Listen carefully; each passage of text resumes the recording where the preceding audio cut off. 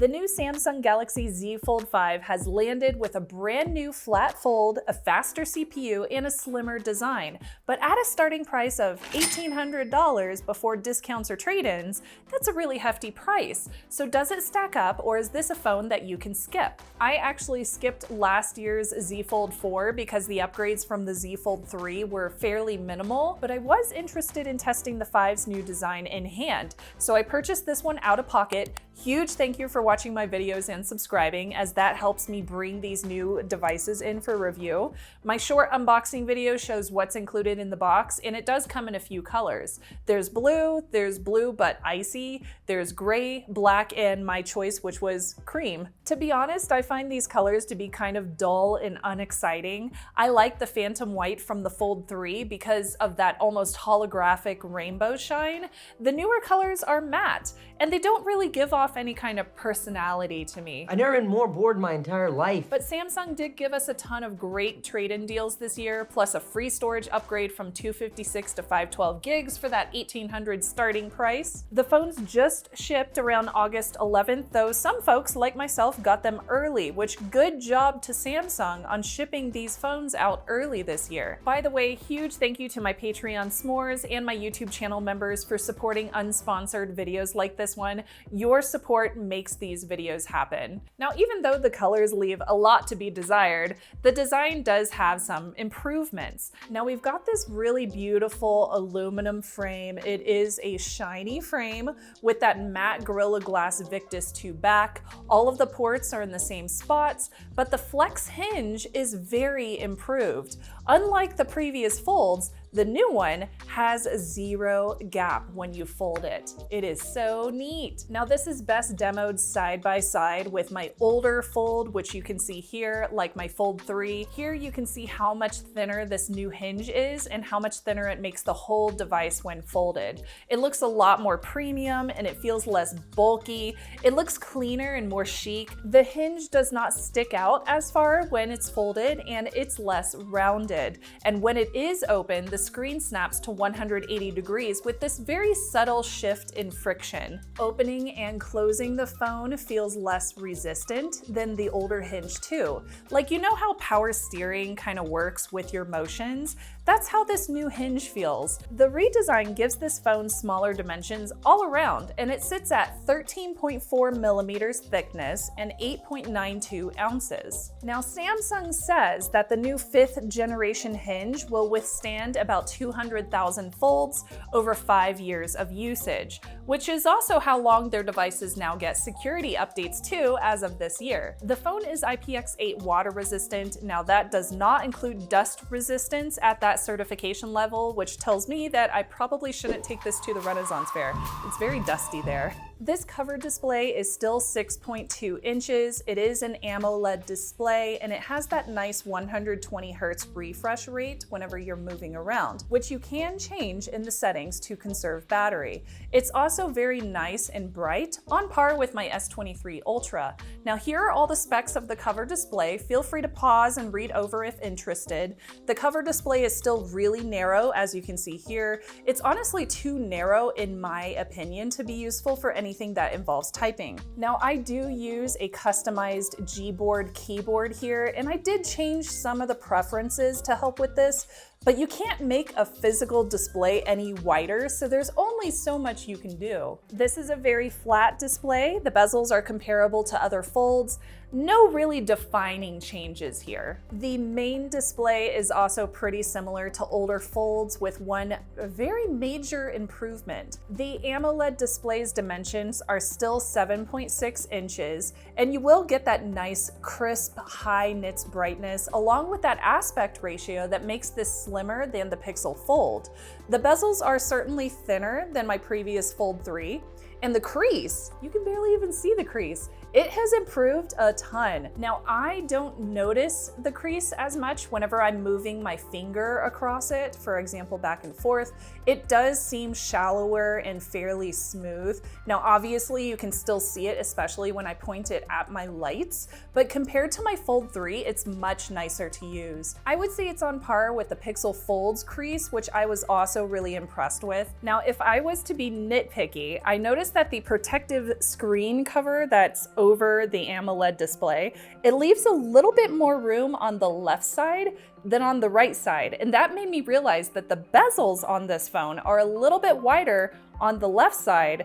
Is that because the active AMOLED screen is not exactly centered, at least on my phone? Did anybody else notice that? I can show you with my fingernail up close. I don't have any wiggle room on the right side, but the left side gives me some noticeable wiggle room for my nail between the screen protector and the edge of the frame and the casing of the phone. I'm never going to unsee that. I'm always going to notice it now. Even though it's such a minute little detail, now I just have to see it forever. It's there. When you see something like that, it's something that you never forget.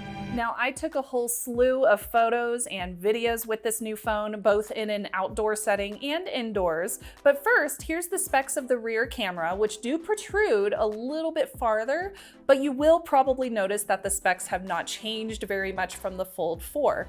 But the image sensor processor is new, and that allows for some upgrades to the computational photography. Of course, I don't have a Fold 4, but I definitely see an improvement over the Fold 3. I will compare the Pixel Fold photography in another video, but for now, here's some examples that I shot along with some videos. Let me know what you think of the audio and the stabilization of the videos and the photography. Here's some video of my beautiful sunflowers that I just picked at Anderson's farm. How does the audio sound? How's the video? Almost tripped and fell and died, that's fine. That's so beautiful! I went all the way to the back of the wildflower area. Wow. A bunch of tall boys. So you went to the boonies to find this thing. did. The cover camera also saw no major upgrades other than the ISP, but I still had fun taking some selfies with it to test out. So here are some of my example photos that I took over the weekend. All right, so we are at Anderson's farm. Got my farm girl look, and I'm testing the audio and the video. Let me know what you think of this. I'm on very dirty and rocky terrain here, so hopefully I don't fall. But this is the audio and video test for the front-facing camera on the cover screen. Folding phones give you the option of using the rear cameras as your selfie lenses. And that is just such a great feature of foldables that I use it as a content creator a lot more than I want to admit. I still think that the front-facing under camera lens on the interior on the folding screen is kind of a potato with potato quality. Stop putting potato quality cameras in phones. Potatoes prefer to be boiled, mashed, and put in stews, not in phones. That's a whole ass potato. So this is the internal folding screen lens. The Fold 5 has a lower resolution lens than the Pixel 5 on the interior screen. So this is going to be interesting to see which one sounds better as well as which one looks better. Let me know. Also, a little side note, the nits brightness on the Pixel Fold is terrible compared to the Fold 5. I can see the Fold 5 so much better outside. It's insane. You get either 256, 512 gigs, or 1 terabyte of storage with 12 gigs of RAM, plus the Snapdragon 8 Gen 2 mobile processor for Snapdragon and the Adreno 740. Now this is definitely a very zippy phone. I found my 3D Mark scores kind of surprising because it turns out my Pixel Fold ranked a lot higher for performance than the Fold 5 did. I was expecting the Snapdragon to rank better, but this is an excellent example of how specs and benchmarks aren't the full story. Just because something ranks better does not mean that you will get better quality. For example, my Pixel Fold does not do as well whenever I'm editing 4K video files as my Fold 5 does. Samsung packs in their One UI 5.1.1 here, and it does have some upgrades in terms of features and usability. Multitasking has gotten a lot easier with the improved recent app screen here, and there are little UI changes to things like the camera app. Of course, Samsung's apps are pre-installed on here too, and I do recommend disabling all those diagnostic settings during setup. You don't need to share that data with Samsung, okay? It's all optional. You can just uncheck those boxes. The Fold 5 is compatible with S Pens, but only the S Pen Fold Edition. Other S Pens may damage the folding screen, and it it does not work on the external screen. So there's a lot of limitations here, plus there's nowhere to store your S Pen without buying the additional case for it, and I don't really like the colors of the cases for the S Pen. But One UI does support some really cool features. Multitasking on here is really efficient again, and it offers up some really excellent productivity. Multi-control allows you to use a keyboard and a mouse across multiple compatible Samsung devices, so you can switch back and forth.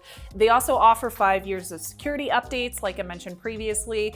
Vault Knox is built in for security hardware isolation of things like biometrics and credential data. Face unlock is also included. I feel like it does a great job. Also, there's a capacitive power button fingerprint sensor and no ultrasonic in-screen fingerprint sensor. I really like the ultrasonic one, so I'm kind of sad that that's not there. Most of my recent phones have had no issues with connectivity, and I can add this one to the list as well.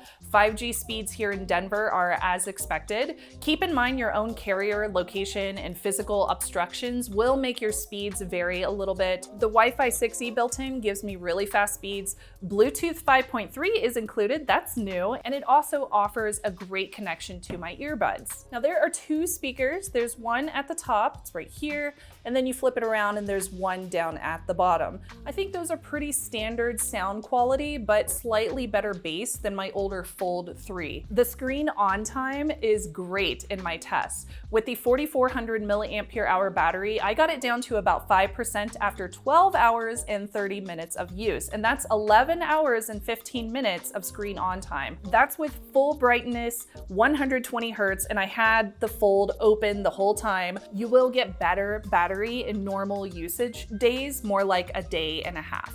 It does include power share, so you can power up other devices.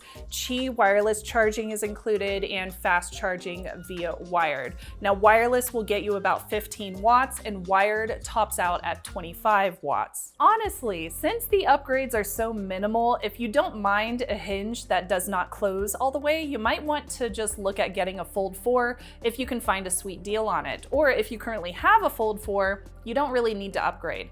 The 5 is beautifully designed, really it is, but the overall upgrades are pretty minor. It is worth it if you are upgrading from a foldable that's maybe 3 years old or more. You can probably tell that I'm a little bit underwhelmed, though I really appreciate how refined a lot of the details are with the Fold 5. I think in that place, it's excellent. At this point, I feel like, okay, we've seen what folding phones can do, but where do we go from here? If it were up to me, and I wish it was, I would put the S23 Ultra cameras in this phone. I would put the ultrasonic fingerprint sensor back in the screen, give me a better camera on the folding display because the main display lens is still a potato, and I'm a content creator, I would really appreciate that. And I would increase the width of the cover screen so that it's more usable. I want to see some ingenuity that just wows me, and these are still problems that I have to settle with. And at almost $2,000, actually about $2K after tax, I'm not quite sold. I feel like the fanboys are gonna come at me for saying that it's not perfect, but that's my honest opinion. And I have 5 folding phones on my desk right now that I'm testing. So I wanna know, do you agree? Feel free to share your tea in the comments. Keep an eye out on my channel for a few more video deep dives and comparisons on this phone. I'll check out the camera in more depth, for example, some of my favorite tips and tricks as well, and I will see you soon. Bye, y'all.